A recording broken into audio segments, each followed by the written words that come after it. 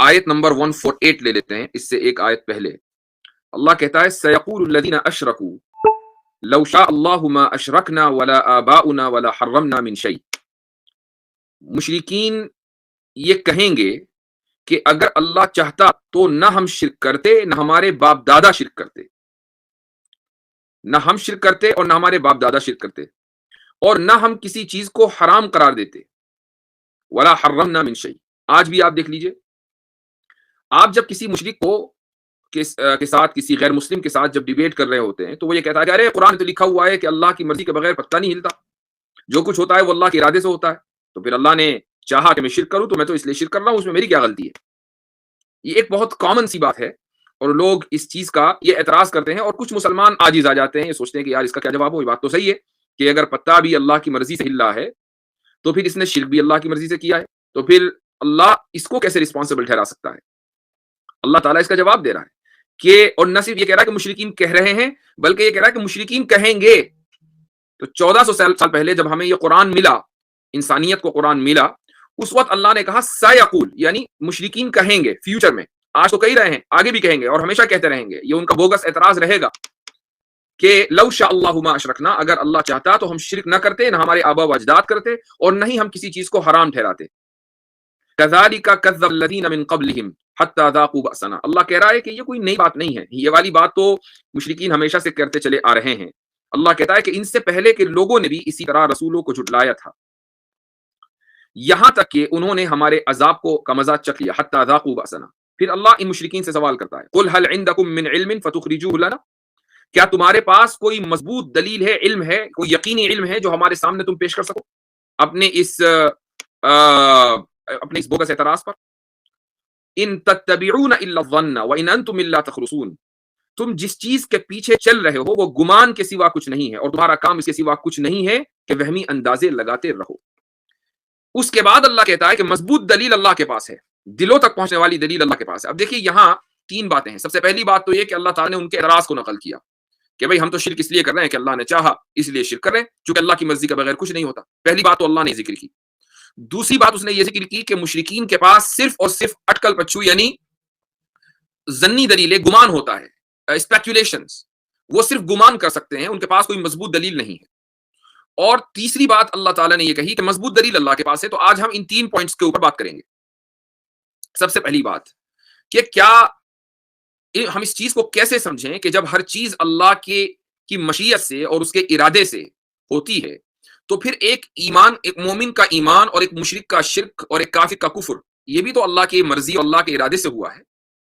جب یہ اللہ کی مرضی اور اللہ کے ارادے سے ہوا ہے تو پھر ایک مومن کے ایمان کا کیا فائدہ، اور ایک کافر کے کفر کا کیا نقصان، اور ایک مشرک کے شرک کی کیا اکاؤنٹیبلٹی، ہم کیسے اس کو ذمہ دار ٹھہرا سکتے ہیں؟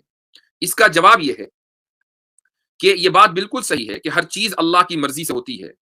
اس نے یہ چاہا، اس کی مرضی یہ تھی کہ انسان کے علاوہ جتنی بھی مخلوق ہے اس کائنات میں، جتنے بھی جاندار ہیں، ان کو کوئی اختیار نہ ملے. ان کو بس اتنا بتا دیا جائے کہ زندہ کیسے رہنا ہے. وہ پیدا ہوتے ہیں، زندہ رہتے ہیں کچھ عرصے تک، اس کے بعد مر جاتے ہیں. اس کے علاوہ ان کے پاس کوئی دوسری چوائس نہیں ہے. اس کے علاوہ کوئی دوسری چوائس ان کے پاس نہیں ہے. لیکن اس کے علاوہ اللہ تعالیٰ کی مرضی یہ تھی کہ وہ انسان کو با اختیار بنائے، لہٰذا اس نے انسان کو با اختیار بنایا. اللہ کی مرضی یہ تھی کہ انسان اپنے اختیار سے ایمان قبول کرے اور اپنے اختیار سے کفر کرے، اپنے اختیار سے شرک کرے. لہٰذا انسان اپنے اختیار سے کفر کرتا ہے، شرک کرتا ہے یا ایمان لاتا ہے.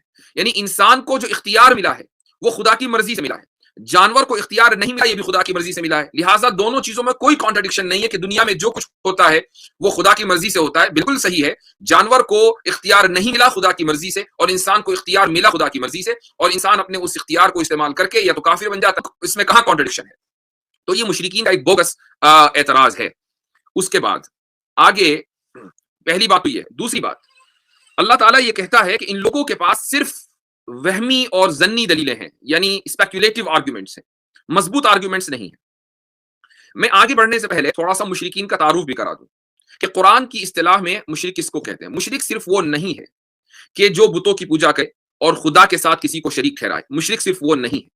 قرآن کے مطابق ملحد یعنی کسی بھی خدا کو نہ ماننے والا بھی مشرک ہے.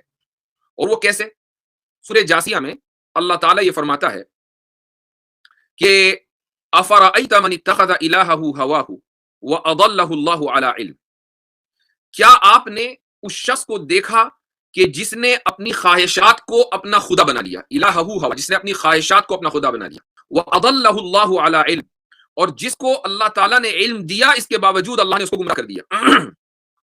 تو خواہشات کو اس نے خدا بنایا یعنی خدا کے ساتھ کس کو شریک ٹھہرایا؟ اپنی خواہشات کو۔ تو جو شخص خدا کے ساتھ کسی کو شریک ٹھہرائے، چاہے وہ کسی پتھر کو شریک ٹھہرائے یا کسی ڈیٹی کو شریک ٹھہرائے یا اپنی خواہشات کو شریک ٹھہرائے، وہ مشرک ہوتا ہے۔ لہٰذا وہ ملحد جو خدا کو نہیں مانتا، چونکہ وہ اپنے نفس کا تابع ہوتا ہے، اپنے نفس کو خدا بنا بیٹھتا ہے، وہ بھی مشرک ہے۔